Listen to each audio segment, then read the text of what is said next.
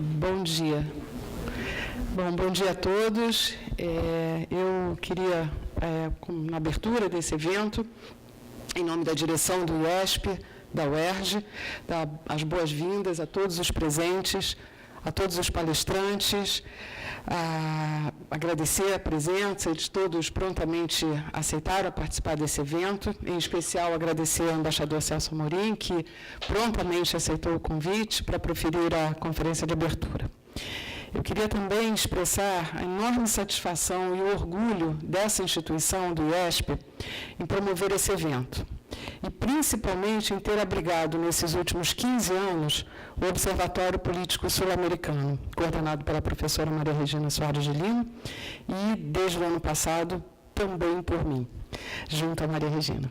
A gente sabe da importância, do importante papel cumprido pelo OPSA na formação dos jovens pesquisadores, alguns dos quais hoje já inseridos na vida acadêmica e que vão participar desse evento conosco, mas principalmente o papel do OPSA na produção da informação e de análises sobre a política sul-americana, desde os primeiros anos, quando a região se tornou prioritária, central na agenda da política externa brasileira. Eu queria expressar também a minha certeza de que o OPSA continuará a desempenhar esse papel, principalmente agora, quando o continente parece que perde o seu lugar de região prioritária na agenda da política externa brasileira. Ou seja, é justamente nesse momento que, porque nós acreditamos, a equipe do OPSA acredita na importância política, econômica, estratégica, social e simbólica da América do Sul para o Brasil, que é por meio das nossas pesquisas feitas sobre o abrigo do OPSA, divulgadas pelo OPSA, que nós, alunos, alunas, professores e professoras, todos os pesquisadores do OPSA, continuaremos trabalhando na direção contrária da invisibilização e da secundarização da América do Sul. Com essas palavras, eu queria agora passar a palavra para a minha querida professora Maria Regina Soares de Lima e para dar continuidade à abertura desse evento. Obrigada.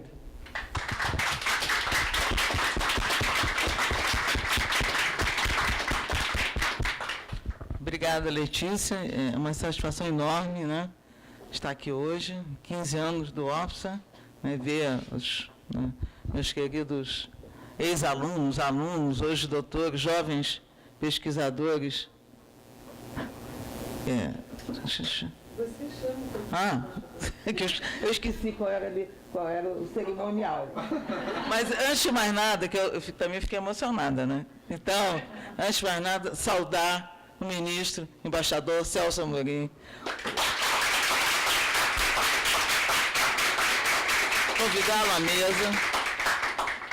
O principal responsável no governo Lula pela ênfase, certamente ministro do governo Lula e depois ministro da Defesa do governo Dilma, pela região da América do Sul. Na sua gestão foi criada a Subsecretaria de Estado de América do Sul, não existia. Então, eu acho que é um privilégio que a gente possamos ter hoje, nesses 15 anos do OPSA, nessa comemoração dos 15 anos do OPSA, um embaixador aqui presente. Nós agradecemos muitíssimo, nossos alunos ficaram muito satisfeitos. E aqui tem jovens pesquisadores futuros, alguns já estabelecidos, então, poder partilhar com o senhor as nossas angústias, e como disse a Letícia, a lembrança é fundamental, não esquecer, porque esquecer é morrer, Enfim, então, eu acho que com essas... Não vou apresentar o embaixador, ele não dispensa qualquer apresentação, ele é o símbolo da política altiva e ativa do governo Lula, e passo a palavra ao embaixador. Você prefere isso? Não, eu acho que vou falar em pé para poder ver as pessoas que estão atrás. Bom, em primeiro lugar, eu queria agradecer a minha amiga Maria Regina, a professora Letícia, também a presença aqui da Mônica Risto, do Carlos Milani, enfim, vários outros que eu conhecia e os que eu estou conhecendo, minha mulher, Ana, que fez questão de vir aqui também. e que me ajudou em várias ações de integração na área em que ela trabalha. Bem, começar comentando talvez não é uma coincidência, certamente, mas vocês estão comemorando 15 anos, que foi criado em 2003, então na mesma época mais ou menos em que nós criamos a Subsecretaria da América do Sul no Itamaraty. Depois, eu fico meio cansado, porque eu me repito muito, sabe? Depois, às vezes as plateias variam, de vez em quando tem umas pessoas que estão presentes em várias, e eu fico meio encabulado, mas os fatos são os mesmos, eu não tenho muito como evitar. Eu queria primeiro começar com uma observação, que eu acho que é importante para quem está estudando relações internacionais, sobre a América do Sul e a América Latina, né? Porque pode dar uma impressão de que nós, ao termos colocado tanta ênfase na América do Sul, estamos desprezando a América Latina e Caribe. Eu sempre junto o Caribe nisso, porque, do ponto de vista não só da região como um todo, mas do Brasil em particular, o Caribe, mesmo que não de fala espanhola ou francesa, também é importante para o Brasil. Mas, enfim, por que América do Sul e não América Latina e Caribe, assim como prioridade? É uma questão muito prática. A nossa Constituição fala a integração latino-americana, não escreveu caribenha, porque na época não estava ainda tão na moda, mas fala integração latino-americana. Mas, na prática, aquilo que pareceu viável, eu vou falar um pouquinho disso, era uma integração, pelo menos como um primeiro passo, uma integração sul-americana. Mesmo essa muito difícil, sofrendo muitos contratempos, nós estamos vendo agora. Mas,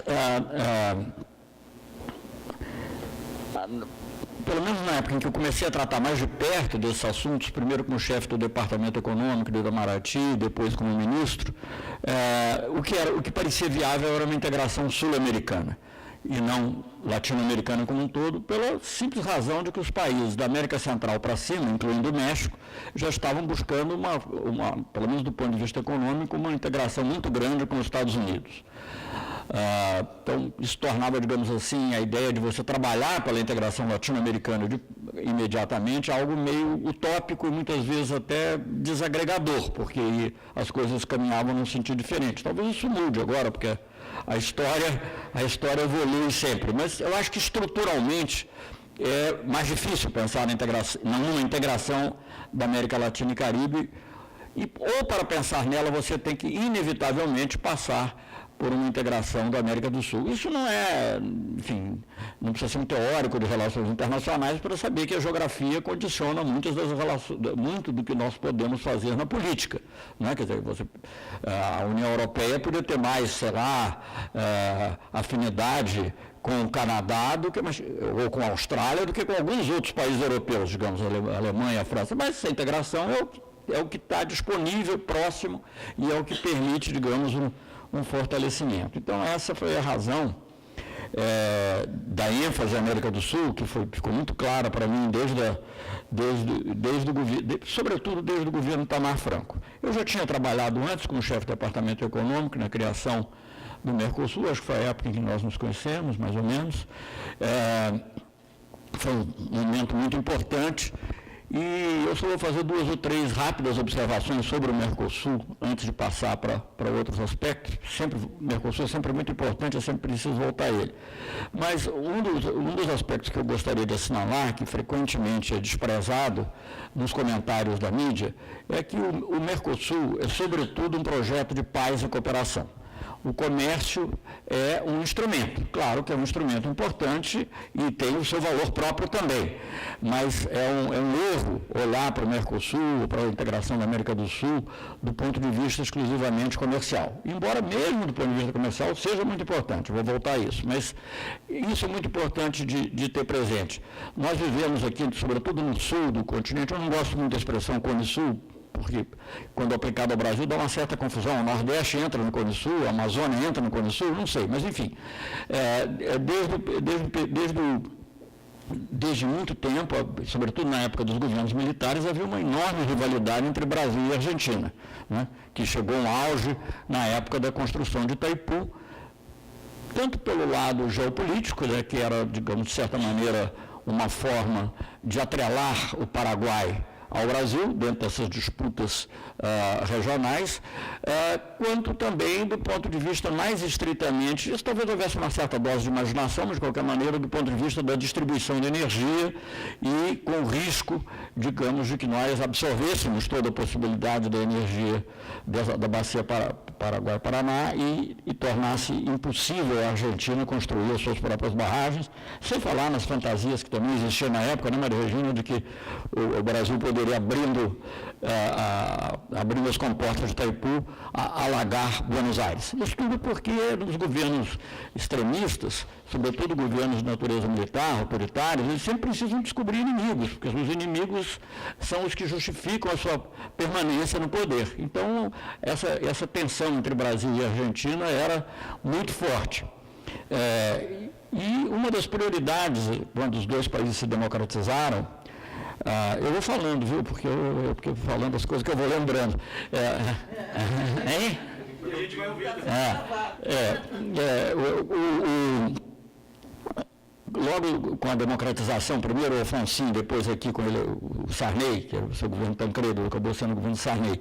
Logo depois da democratização, uma das primeiras prioridades, uma das mais fortemente perseguidas pela política externa, foi a busca de uma boa relação, uma integração maior Brasil e Argentina. Isso teve várias dimensões importantes. Houve o esforço para a cooperação econômica, mas houve também algo muito importante, que foi o acordo na área nuclear, os acordos na área nuclear, que só se concretizaram mesmo já depois do governo Sarney. Mas isso, digamos, distendeu a relação entre os dois países e permitiu criar uma base de cooperação. E o objetivo disso não era puramente econômico. É curioso que muita gente até criticava depois o Mercosul, a maneira como nós usamos para integrar, porque tinha um elemento, talvez, na época não se usava tanto termo, mas que podia ser visto como neoliberal, mas o fato é que nos primeiros anos dos acordos Brasil-Argentina, o comércio não aumentou quase nada, porque era a ideia de você fazer um aumento de comércio todo ele com participação das indústrias e com grande sensibilidade, todos revelando sua sensibilidade, com as sensibilidades eram de tal ordem que, ao final dos 4 anos de esforço, 4 ou 5 anos de esforço do governo Sarney e Alfonsin, o comércio continuava praticamente, talvez tenha aumentado um pouquinho, praticamente no mesmo nível. E já no final desse período, e até já chegando no governo Collor, que se toma a decisão de fazer uma integração mais rápida. Claro que é uma época em que tanto o Brasil e a Argentina estavam passando por um processo de revisão econômica que incluía liberalização, e aí o que eu acho é que as burocracias dos dois lados perceberam que aquele era o momento para, já que havia, digamos, um processo de liberalização, de nós liberalizarmos mais rapidamente no comércio entre Brasil e Argentina, e isso é o que marca, digamos, uma forte aceleração, que em poucos anos se refletiu num grande aumento comercial, um grande aumento das trocas, que era a ideia da redução linear e automática das tarifas. Quer dizer, em vez de ficar discutindo setor por setor, vamos fazer em cimento, aí chegava a indústria brasileira de cimento, não, ou vamos fazer em alumínio, chegavam os argentinos diziam não e tal. Então passou a ser uma coisa linear, quer dizer, cobrindo todos os setores e automática. Claro que com muitas exceções, mas isso permitiu que o comércio realmente explodisse. E, vamos encurtar um pouco a história, quando isso começa a se tornar realidade, Paraguai e Uruguai se juntam. No caso do Uruguai, já no governo Sarney ele já vinha se aproximando, Paraguai já foi um pouquinho depois, foi o governo Collor. E a decisão de incorporar esses países também nesse conjunto, obviamente, não era tanto econômica, era mais política, também pela importância de construir uma área, não só uma área de livre comércio entre os países, mas também para fortalecer os laços de cooperação e, com isso, garantir também a paz e a democracia nos países. Digamos, isso é o que está por trás desse esforço desde o início. E eu mencionei essa questão nuclear. só não vou me estender nisso, porque seria muito grande, mas pode ser um tema aí para aprofundamento em alguma tese, o acordo de contabilidade e controle de material nuclear, que resultou na criação da ABAC, é um dos acordos mais importantes já firmados nessa área, e é um acordo que pode ser modelo para várias outras áreas do mundo, onde, claro, tem que ter a vontade política. Você não faz um milagre de fazer um acordo de cooperação e controle de material nuclear se não tiver previamente uma vontade política, mas ele ajuda a consolidar, digamos, a eliminação do risco de disputas em torno desse problema. Então, isso é muito importante também. Essas coisas que, portanto, começaram no governo Sarney, aqui no Brasil, vieram se concretizar no governo Collor. Para muitas pessoas isso pode parecer um paradoxo, mas é verdade. E foi no governo Collor que o Tratado de Assunção foi assinado, e que já tinha, digamos, o germe, já tem todos os elementos fundamentais do Mercosul. Não estavam ainda concretizados, alguns deles, mas estavam já assinalados. Sobretudo, essa ideia do livre comércio, com base numa desgravação, que era a palavra que me faltava, desgravação linear e automática, e a ideia também de uma união aduaneira, de uma tarifa externa comum. Aliás, uma coisa interessante, se nós formos... Se eu ficar muito longo, você me corta aqui, porque eu vou com isso aqui, tá? É interessante ver como é que nasceu a ideia da tarifa externa comum e como, digamos, a realidade é cheia de contradições, e às vezes aquilo que nos parece algo negativo acaba tendo um efeito positivo, e também, infelizmente, vice-versa. Mas, digamos, nesse caso, o que acontece? Mais ou menos nessa mesma época, que é o consenso de Washington, a ideia de que prevalecia a questão da liberalização, desregulamentação e privatização, as três palavras mágicas da época, os Estados Unidos, um pouco pela pressão dos avanços na Europa, resolve lançar uma iniciativa para a América Latina, em geral, que é a iniciativa chamada Iniciativa para as Américas, ficou conhecida como Iniciativa Bush, que é do Enterprise for the Americas, Iniciativa Bush, que é o Bush pai, o Bush Senior. E aquela iniciativa nos levou quase que, digamos assim, de uma maneira nós estamos discutindo nossas relações comerciais, etc., nos levou a pensar em que era necessária uma política comercial comum para poder, na medida do possível, para poder negociar em conjunto com os Estados Unidos. Eu escrevi um artigo com uma jovem colaboradora, que era, naquela época muito jovem, ainda é jovem hoje, naquela época, Renata Pimentel, que foi publicado, não sei, acho que foi nisso. Que era sobre o acordo do Jardim de Rosas, que foi uma negociação complicada, mas que era a resposta desses países que viriam a formar o Mercosul à iniciativa dos Estados Unidos de liberalizar o comércio na região como um todo. Essa necessidade de negociar em conjunto levou forçosamente a pensar na tarifa externa comum. É assim que ela nasce. Ela nasce, na realidade, como uma reação, mas ela só veio a se consolidar depois, enfim, ela é mencionada já como objetivo só para vocês entenderem um pouquinho por que isso é importante, há um livro famoso na época quando eu estudei, acho que mais de meio século atrás, bem mais de meio século atrás, sobre a integração europeia, mais de meio século atrás, sobre a integração europeia, que chama Europe at Sixes and Sevens, a Europa aos meia dúzia e sete. Mas, na realidade, isso é um trocadilho com uma expressão anglo-saxã, inglesa, que quer dizer que está confuso. Mas Six and Sevens eram também os dois grupos que se formavam na época, o mercado comum europeu e a área europeia de livre comércio, que existe até hoje. Ninguém sabe que existe, praticamente, a não ser de vez em quando aparece uma notícia que estão negociando com ela e tal, porque o que acontece? A visão nossa na época, e tem a ver com essa questão, é que as áreas de livre comércio vão e vêm, ao sabor das ondas, porque você pode negociar separadamente. A área de livre comércio presume apenas a liberalização comercial, não presume a formação de um espaço econômico único, diferente das uniões aduaneiras. Então, o mercado comum europeu, desde o início, era uma união aduaneira. Bom, até hoje está aí. Agora, a primeira reação forte é o Brexit, que quer voltar a uma opção. O artigo escrito na época, justamente, lembra, porque o Reino Unido ele fazia parte dessa área europeia de livre comércio, conhecida pela sigla em inglês como EFTA, na época. Bom, hoje em dia, importância muito reduzida, e a União Europeia, com todos os problemas que tem, é a potência econômica, é talvez a maior potência, bom, hoje em dia com a China, não sei, mas uma das maiores potências econômicas do mundo. Né? Em qualquer negociação, na OMC, onde quer que seja, a União Europeia surge com grande força. Bem, então, houve essa decisão de sim fazer uma união aduaneira, o objetivo inicial era esse, depois a iniciativa para as Américas acabou, mas nós conservamos a questão da união aduaneira e da tarifa externa comum como algo importante. Agora, isso foi assinado no Tratado de Assunção em 91, né? 91? 92?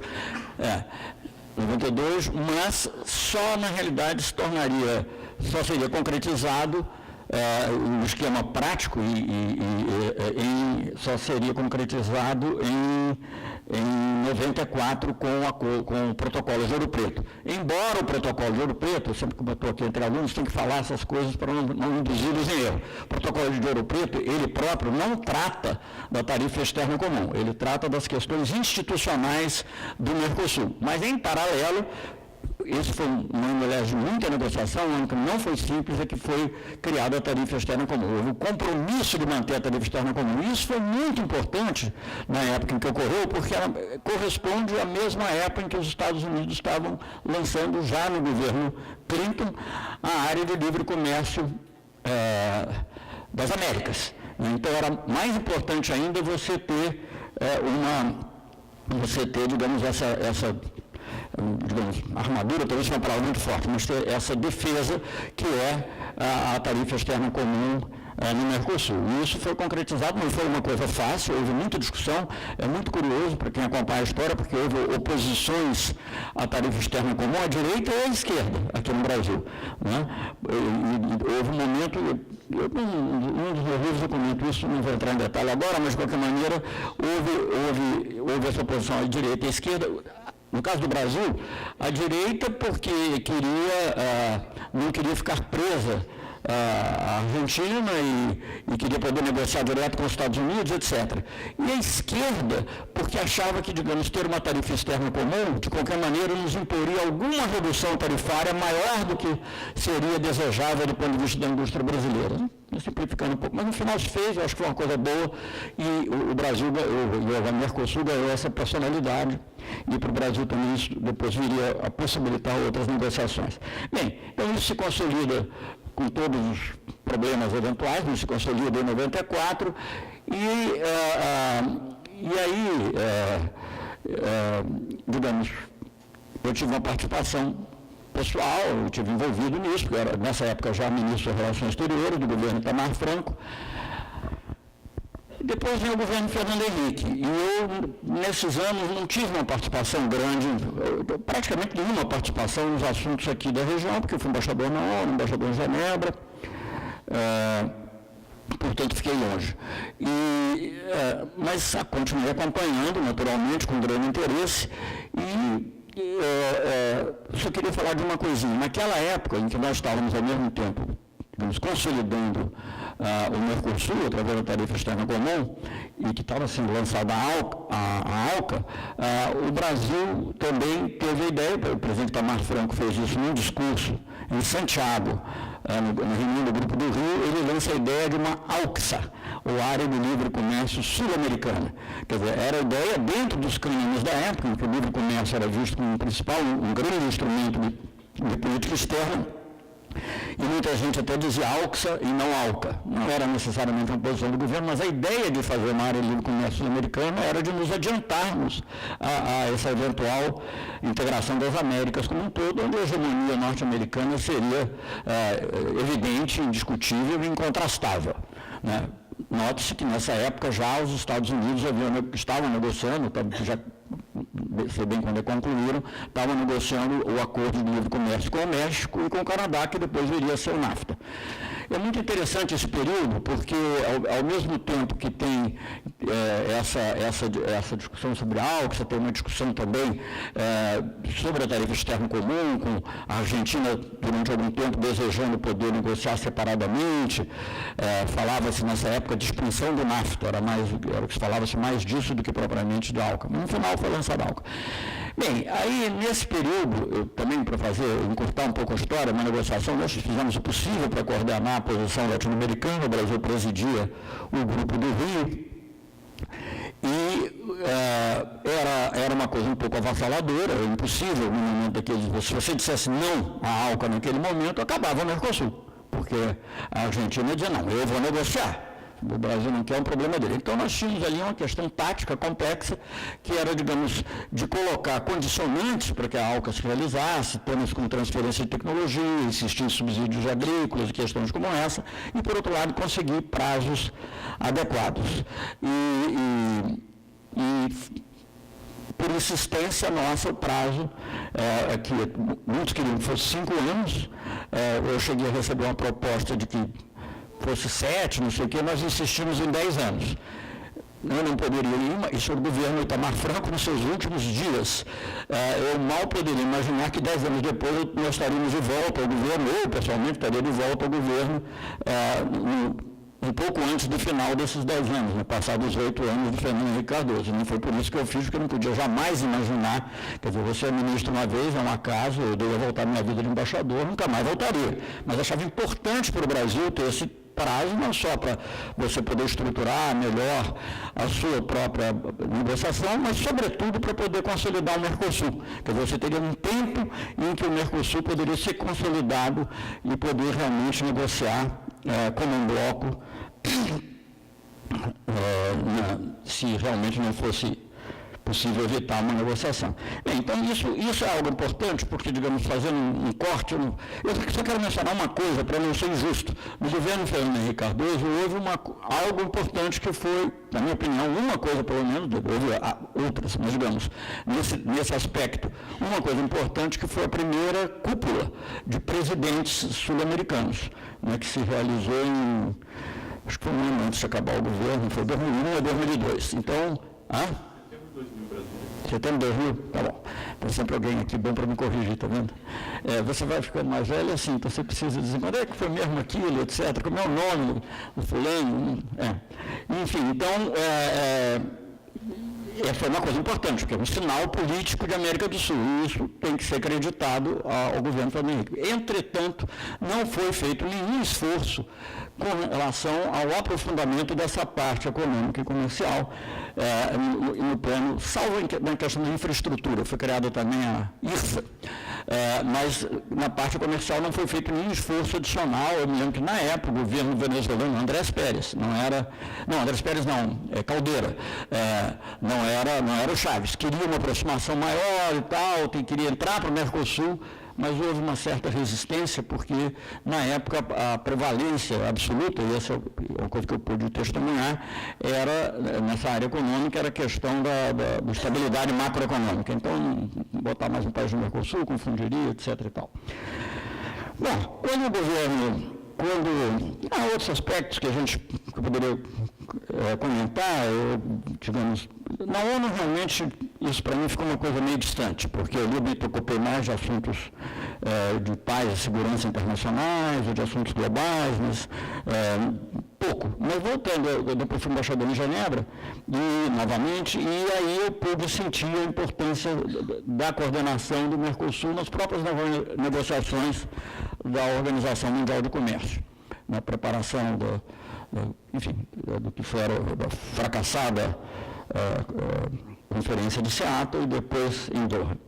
Mas, voltando já, então, no início essa negociação da ALCA, naturalmente foi lançada, continuou, etc. Eu queria mencionar um outro fato ainda da época do governo Itamar, porque essas coisas também ficam esquecidas na história. E parece que essa ideia de negociação Mercosul-União Europeia foi inventada ontem, ou que era uma bandeira neoliberal do governo Fernando Henrique Cardoso. Não era. A negociação entre o Mercosul e a União Europeia, originalmente, tem a ver com a necessidade que o Brasil sentia, nós convencemos, ou pensamos a mesma coisa com os nossos sócios do Mercosul, de que era preciso, caso a ALCA fosse realmente uma inevitabilidade, nós temos um certo equilíbrio nas relações internacionais. E o equilíbrio não podia ser naquela época com a China, que não havia desabrochado da maneira que desabrochou, nem com nenhum outro país, tinha que ser a União Europeia. Então, a ideia de um acordo entre o Mercosul e a União Europeia data de 2004, de uma reunião do Grupo do Rio, com a União Europeia, mas uma reunião só para conversar, né? Reunião do Grupo do Rio com a União Europeia, em que, à margem dela, o ministro português, que veio a ser depois primeiro-ministro e depois presidente da Comissão Europeia, Durão Barroso, praticamente nós dois forçamos um pouquinho, porque havia resistências e tal, de lançar as bases para essa negociação, enfim, finalmente, resistência mais na parte europeia, aqui na parte da América do Sul não. E aí, finalmente, no último, creio que foi já em dezembro de 94, foi assinado o primeiro protocolo, memorando de entendimento, melhor dizendo, nesse sentido. Então, tinha esse sentido também, geoeconômico, geopolítico, de tentar buscar um equilíbrio, porque num mundo complicado, como é o mundo que nós vivemos hoje, Maringuani, tudo bem? Honrado aqui com a tua presença, Maringuani, colega também, e companheiro. Então, já nesse momento em que tudo parecia caminhar por uma hegemonia norte-americana, nas Américas, esse acordo com a União Europeia poderia ser algo importante. Bom, enfim, aí como eu trabalhei em cinema, fazendo um grande corte, passando no tempo para 8 anos depois, o governo Lula começa com algumas tarefas imediatas. E a primeira delas é como se posicionar em relação à ALCA, né?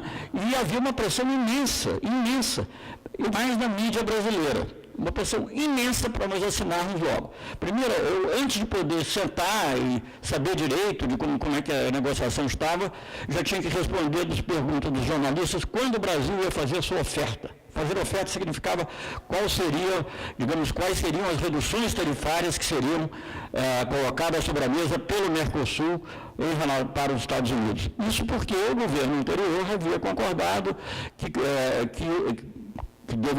essa oferta deveria ocorrer até meados de fevereiro de 2003. Portanto, primeira coisa, esqueçam.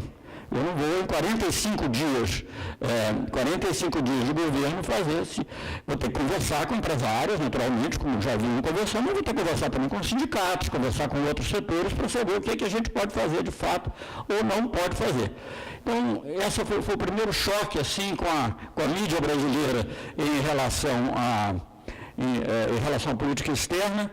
O principal foi essa questão. Deixa eu contar que essas histórias todas foram correndo em paralelo. Então, uma das primeiras tarefas com que eu me vi defrontado foi garantir a unidade do Mercosul nessa posição. E eu fiz, como sempre, a primeira visita de chanceler. Agora pode estar mudando um pouco esse tipo de prioridade. A primeira visita de chanceler eu fiz à Argentina,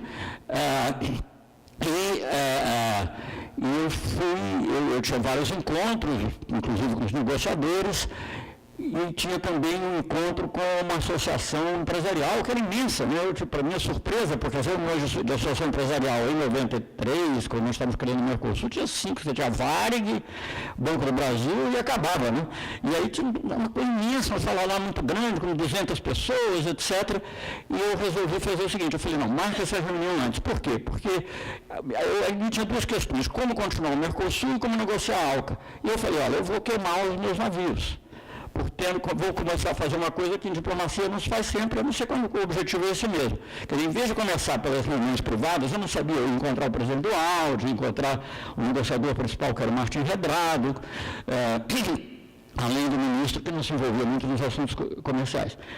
E aí eu falei, não, eu vou queimar os meus navios. Então, eu lá nessa reunião, basicamente, o que eu disse é o seguinte, a barganha é o seguinte, tanto a Argentina quanto outros países tinham várias demandas com relação ao Brasil, demandas que eram não tanto de abertura de mercado, mas tolerância em relação a medidas que não se enquadravam plenamente no Mercosul. Eu falei, olha, nós vamos dar toda atenção, não vamos forçar nada. Agora, isso tem uma condição, é estarmos juntos na negociação da ALCA. E isso foi, digamos assim, o ponto inicial da nossa conversa. Aliás, para quem gosta de pesquisar, já na época do Itamar Franco, há uma carta do Itamar aos presidentes do Mercosul dizendo uma coisa parecida, não tinha ALCA ainda, mas enfim. Ou melhor, não estava nesse ponto. Então essa mais ou menos garantida, essa unidade, toda hora quebrava um pouco, mas enfim, mais ou menos garantida essa unidade, nós pudemos negociar de maneira adequada. Eu não vou falar da negociação da ALCA, eu escrevi sobre isso no Breves Narrativas Diplomáticas, entre outros, quem quiser pode ler. Mas, resumindo bastante, nós conseguimos levar até novembro, mais ou menos, uma negociação razoável e que poderia até ter continuado. Mas, por motivos diversos, justamente quando nós conseguimos, digamos, dar um mais equilíbrio à ALCA, ela deixou de interessar os Estados Unidos, eles passaram, então não interessa tanto e tal.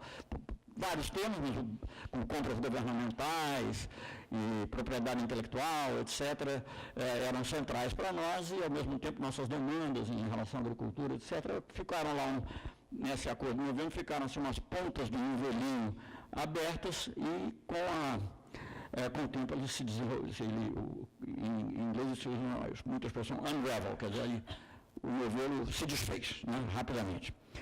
E, em paralelo, nós demos muita atenção à América do Sul, não só fortalecendo o Mercosul, né, apesar dos altos e baixos que sempre teve. Eu quero dar só um número, porque muitas pessoas lia-se com frequência. Agora estão descobrindo, né? Agora, como eu te disse, agora a grande mídia, eu até disse outro dia, já repeti aqui, né? Eles que estão a favor da política externa altiva e ativa, porque estão muito assustados por causa da perda de mercados, etc. Não pelo lado ético-político. Mas, só um número que eu pesquisei uma vez, pouco depois de ter saído do Ministério da Defesa, do comércio no Mercosul. Enquanto desde a criação do Mercosul até 2014, mais ou menos, né, o comércio mundial tinha crescido 5 vezes, tinha se multiplicado por 5. O comércio entre os países do Mercosul multiplicou por 12. Então, falar de um fracasso é uma coisa totalmente absurda, né? E hoje em dia, todos sabem, porque está aparecendo nos jornais todo dia, diante das ameaças de despriorização, como foi dito aqui antes pela professora Letícia, despriorização da América do Sul, como está falando disso, todo mundo sabe que a grande parte das nossas exportações de manufatura, até a Anfávia já se pronunciou contra essa perda de atenção e de prioridade do Mercosul. Mas naquela época não, era todo dia também atacando, que bom era a Aliança do Pacífico, né? Uma coisa curiosa também, todos os países da Aliança do Pacífico comerciam mais com o Mercosul do que com os outros países da Aliança do Pacífico. Então, quer dizer, tão fabulosa a Aliança do Pacífico, querida das revistas internacionais de economia, tipo Economist, etc., na realidade é muito mais uma declaração de princípios do que propriamente um processo de integração para valer. Bom, mas voltando então a isso, nós fizemos esse esforço grande de integração da América do Sul. E isso começa, também outro mito que tem que se desfazer, a ideia de que a integração da América do Sul, em particular da Unasul, é um projeto bolivariano. Não tem absolutamente nada a ver. Claro que a Venezuela fez parte, como outros países fizeram parte, mas o que marca o início da negociação efetiva. Eu não sou determinista de determinismo econômico, não, mas ninguém faz integração sem a base econômica. E o que marca o início da integração econômica para valer entre o Mercosul e a comunidade andina, e por sua vez depois isso acaba envolvendo toda a América do Sul, é um acordo com o Peru. Peru é presidido pelo Toledo, que não pode ser acusado de muita coisa, está sendo acusado lá, sei lá, mas não pode ser acusado de esquerdista nem de bolivariano, né?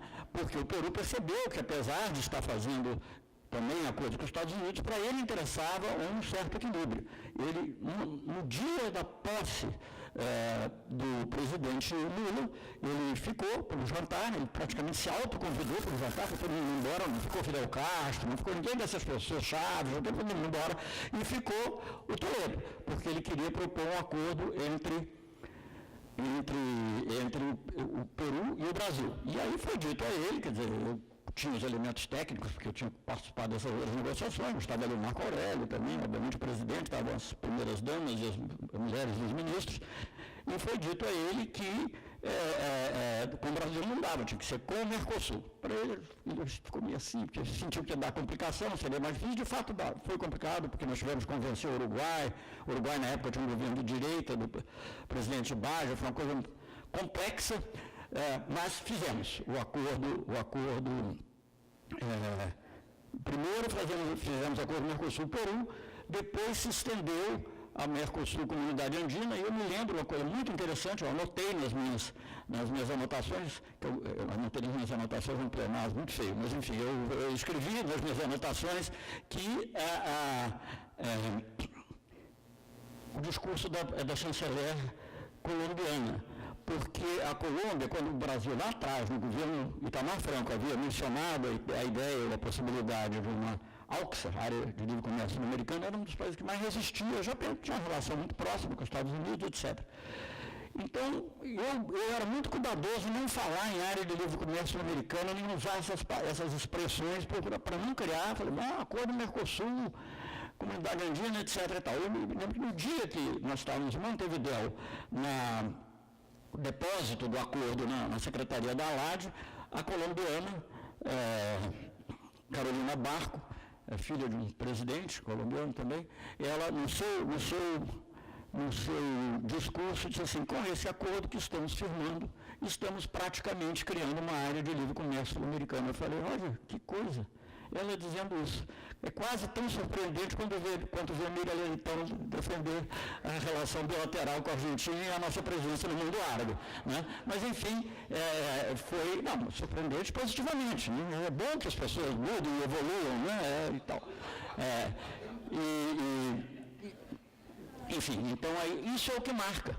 E aí nós fomos ampliando, discutindo, etc. E eu me lembro de uma cena que eu descrevo também em um dos meus livros, que foi um momento meio difícil, porque estava no Brasil, estava o Lagos, e depois, um pouquinho depois disso, quando morreu o Sérgio Vieira de Mello, eu me lembro de uma circunstância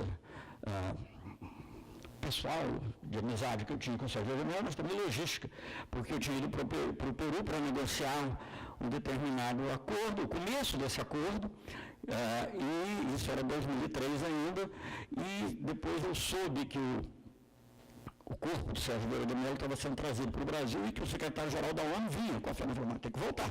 Então eu tive que ir e voltar várias vezes dentro desse processo para Lima, e quando depois já o presidente Lula ia chegar, eu estava no aeroporto com o presidente Toledo, e eu falei, pois é, né? Porque eu acho que, se a minha memória não está falha, que nesse momento era ainda o acordo com o Peru, mas já se acenava com a possibilidade de ser um acordo para toda a comunidade andina.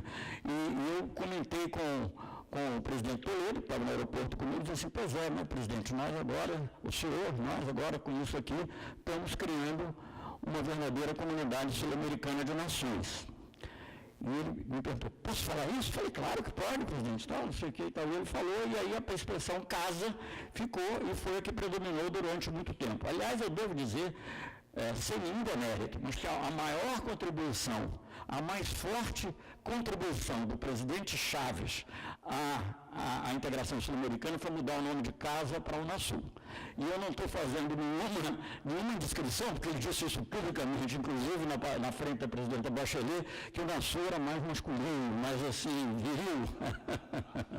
E essa foi, digamos, uma das razões, talvez não a única, que fez com que o nome mudasse de casa para o Unasul. Nós trabalhamos com a ideia de casa, houve reunião inclusive na Bolívia, em Cochabamba, tudo ainda era comunidade sul-americana de nações, porque as pessoas perceberam também, os governantes, muita gente percebeu a importância política de ter essa, eu não vou contar todos os episódios, mas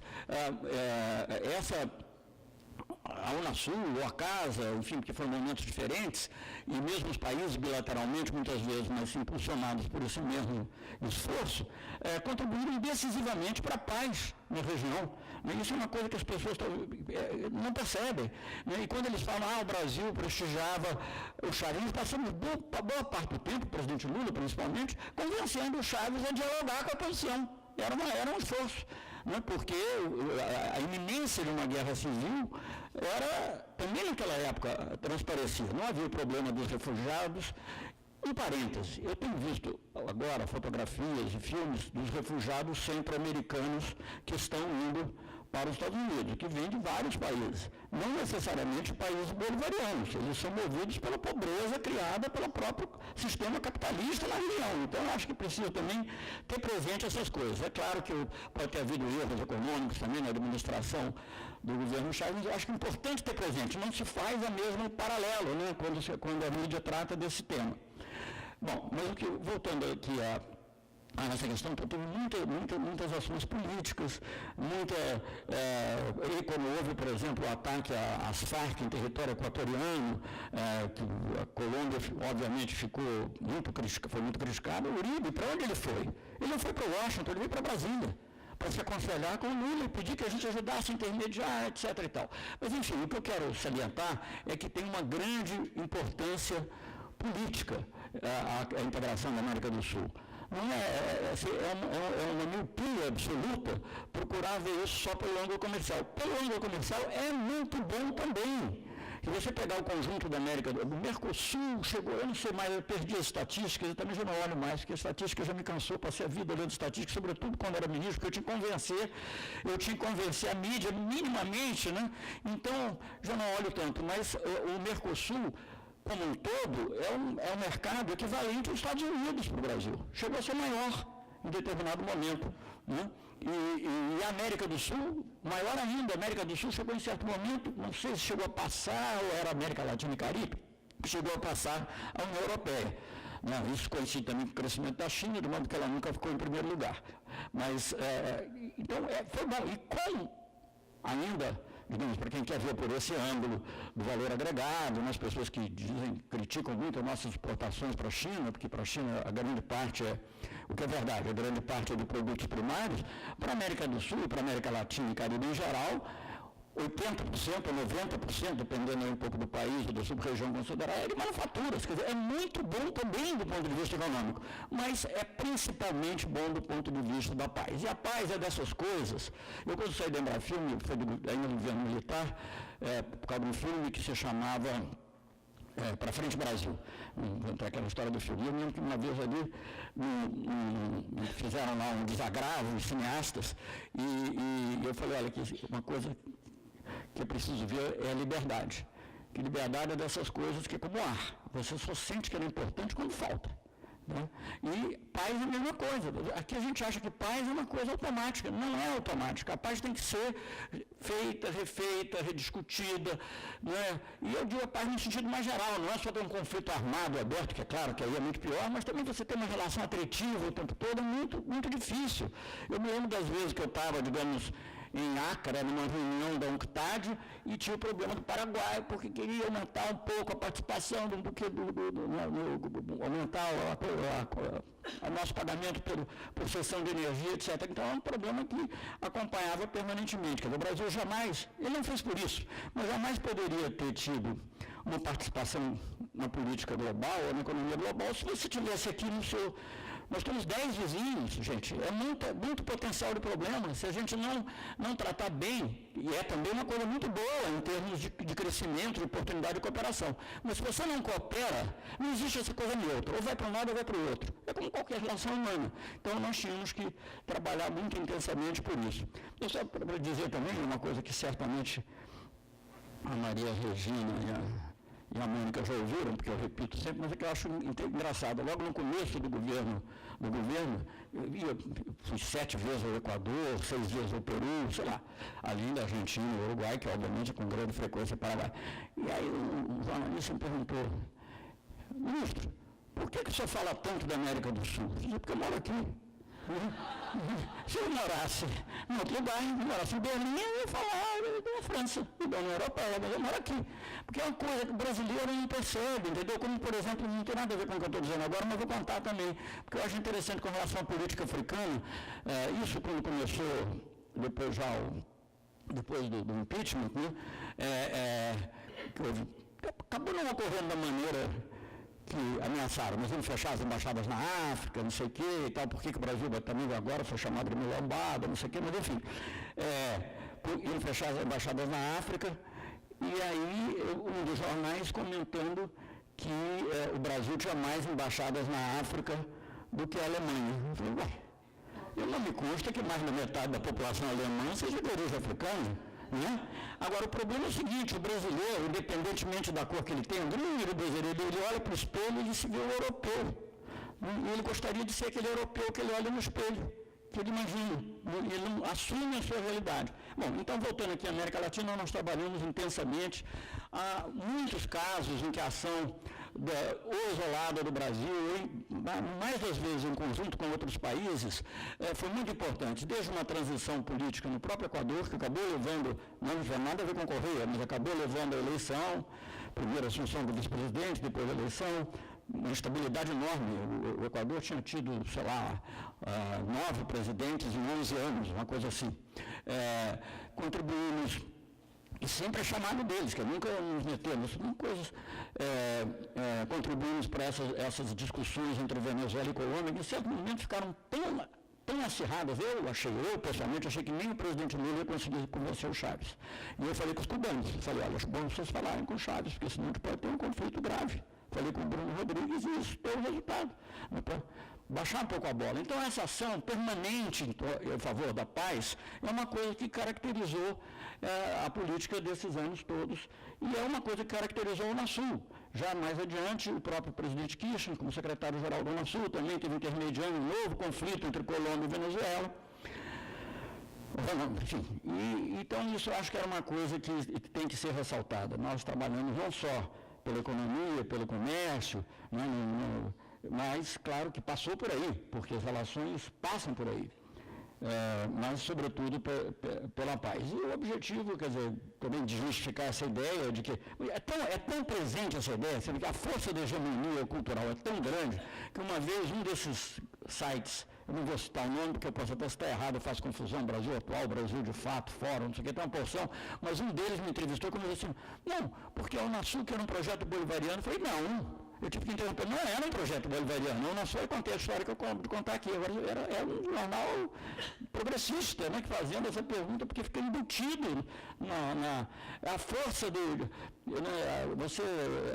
a gente viu isso nessa última eleição, mas a força de você inculcar certos conceitos, você não precisa provar, é só repetir, que depois você naturalmente aceita.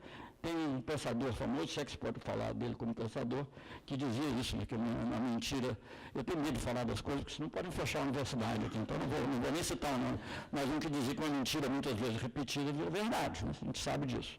Aliás, hoje eu vi aqui reproduzido, mas eu sei de alguns jornais, um interessantíssimo artigo, não tem nada a ver também, mas interessantíssimo, espero que não tenha nada a ver, interessantíssimo artigo sobre a Noite dos Cristais, né, como mataram os judeus, um artigo muito interessante, que é um artigo uma entrevista com um judeu brasileiro, né, porque agora está fazendo 80 anos.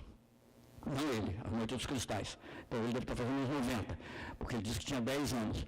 E ele conta como ele com o pai tiveram que se meter entre a horda dos que estavam depredando, não depredaram, evidentemente, mas se meter lá e ficar para poder sobreviver. E foram assim que eles sobreviveram. É uma história emocionante e que nos assusta, mas enfim.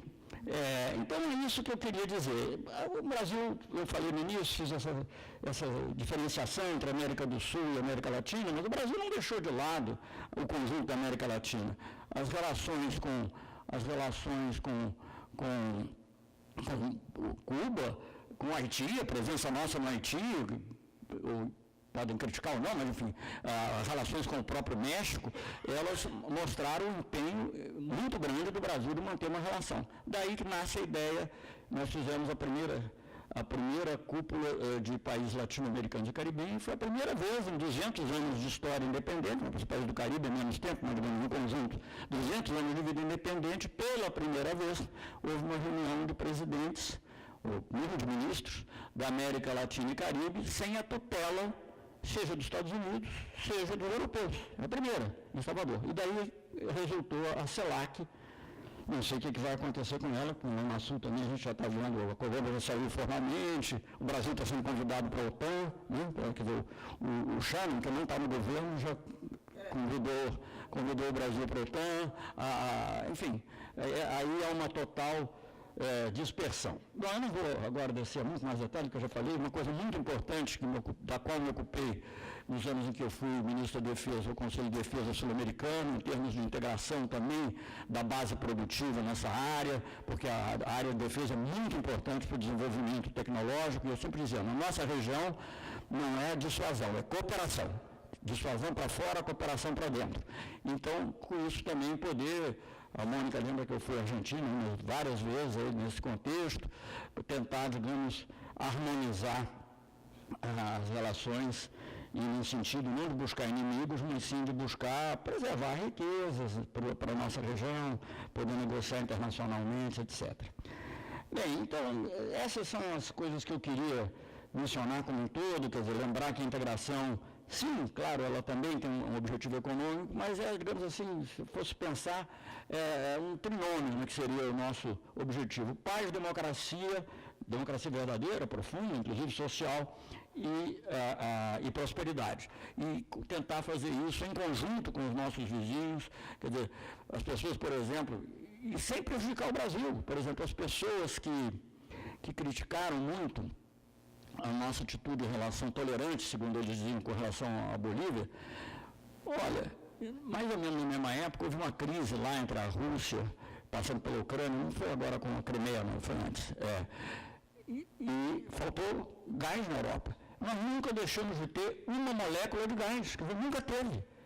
E atendendo aquelas reivindicações que pareciam razoáveis da Bolívia, às vezes eram expressas de maneira estridente. Isso é outra coisa. Mas você tem que ter paciência, e tem que ir resolvendo, e tem que ir procurando, e criamos uma relação de amizade forte com todos os nossos vizinhos. Eu pretendo ainda, viu, Maria Regina, para os seus alunos, aí, se eu tiver tempo de vida e de disposição, de terminar um livro que eu comecei, que se chamará, se ele for publicado, Laços de Confiança, porque quase todas as coisas que eu escrevi são sobre as relações multilaterais dentro da América do Sul, né? Mesmo nessas breves narrativas, a questão da casa, enfim, vários outros. Então eu estava com vontade de fazer vontade não, já praticamente fiz um primeiro borrador, mas tomaram muito tempo para acabar, um livro sobre a relação bilateral com cada um dos países, como eu vi. Claro que tem muitos aspectos que vão ficar de fora, tem muita coisa que eu não sei.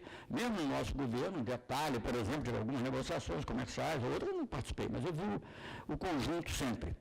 E eu acho que é interessante, e é curioso porque esse termo, laços de confiança, eu tirei de uma anotação que eu fiz de uma conversa com o Uribe.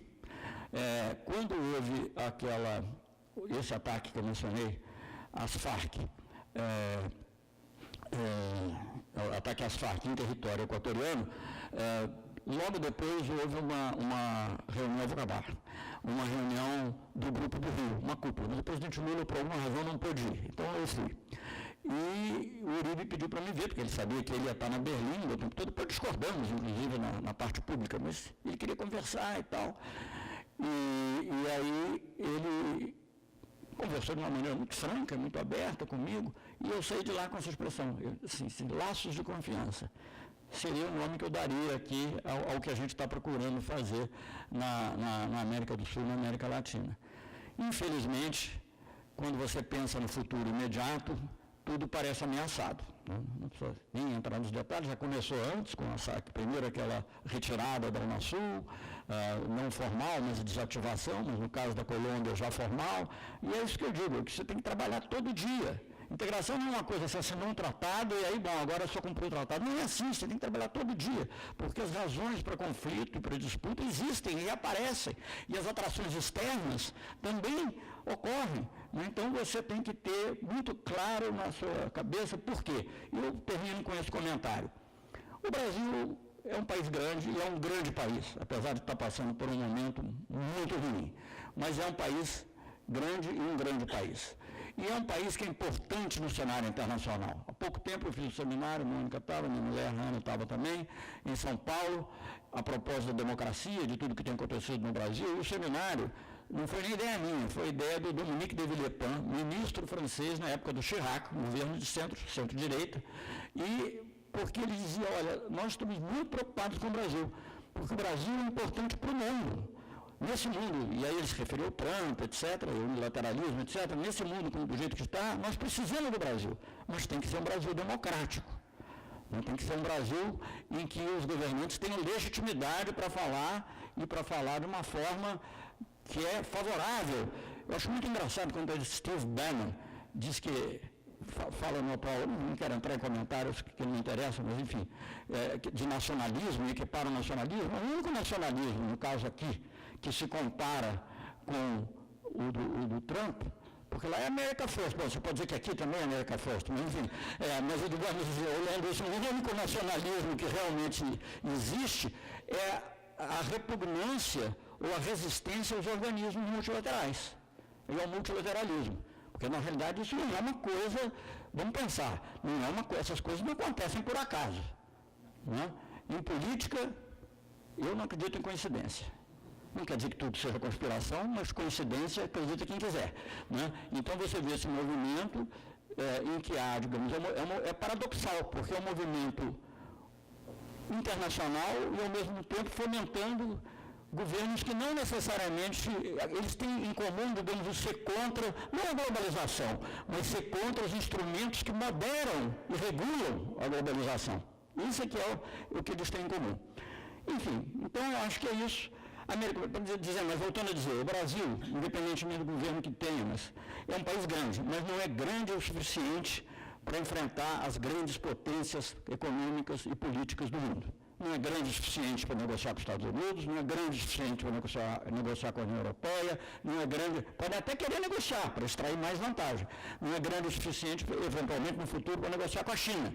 Então, a América do Sul, para nós, não é só uma questão sentimental, nem é só uma questão estratégica, que é também interna, mas é também uma questão de posicionamento no mundo. E se nós queremos um mundo que seja mais multipolar, mais equilibrado, o Brasil sozinho pode contribuir muito, mas não é o suficiente. Nós precisamos, sim, de uma América do Sul unida e, se possível, uma América Latina e Caribe também unidos. Obrigado.